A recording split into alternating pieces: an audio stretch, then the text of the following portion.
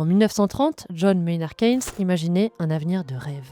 Travailler 15 heures par semaine grâce au progrès technique. Le reste du temps, à siroter des citronnades sur une plage ensoleillée, pieds dans le sable, chapeau de paille et parasol à la main. 15 heures. Près d'un siècle plus tard, on est loin du compte. Au lieu de ça, on court, toujours comme des hamsters dans leur roue, et la machine néolibérale nous pousse à trimer encore plus. I am dead inside. Pourtant, en faire moins n'est pas un délire rétro-futuriste, c'est vital. Top 5 des raisons de tous travailler moins sans perte de salaire.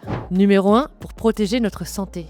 Le travail, c'est la santé? Pas vraiment. Accidents, burn-out, maladies, l'emploi tue, littéralement. 2,5 millions de Français sont en surmenage sévère. 764 ont perdu la vie en 2024. 25% des hommes les plus pauvres seront même morts avant d'atteindre la retraite. Ralentir, c'est mieux vivre. 3 words for you. Treat yourself. Numéro 2, pour faire baisser le chômage. En France, il y a 13 fois plus de chômeurs que de postes vacants. 13 fois. Et avec l'intelligence artificielle et la technologie, la quantité de travail à produire risque bien de diminuer encore. Avec un gâteau de plus en plus petit à partager, on voudrait nous faire travailler toujours plus? Une folie. Travailler moins pour mieux se répartir la tâche apparaît comme une évidence. Numéro 3, pour l'égalité homme-femme. Les femmes effectuent plus du double de travail domestique que les hommes. A l'inverse, on leur confie moins de travail rémunéré. Réduire les heures payées de tout le monde, sans perte de revenus, ce serait donc aussi l'occasion de rééquilibrer un peu la balance. Numéro 4, pour sauver la planète. Et nous avec.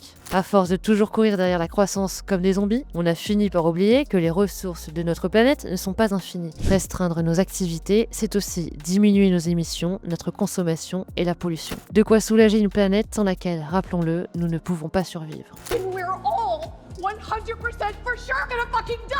Numéro 5, pour profiter enfin de la vie. 9 Français sur 10 s'ennuient souvent au boulot et la moitié juge son job inutile.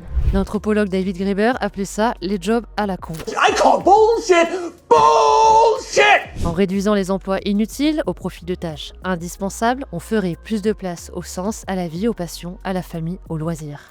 Keynes avait raison sur le fond, nos technologies devraient rendre tout cela possible. Pour le reste, c'est juste une question de choix politique.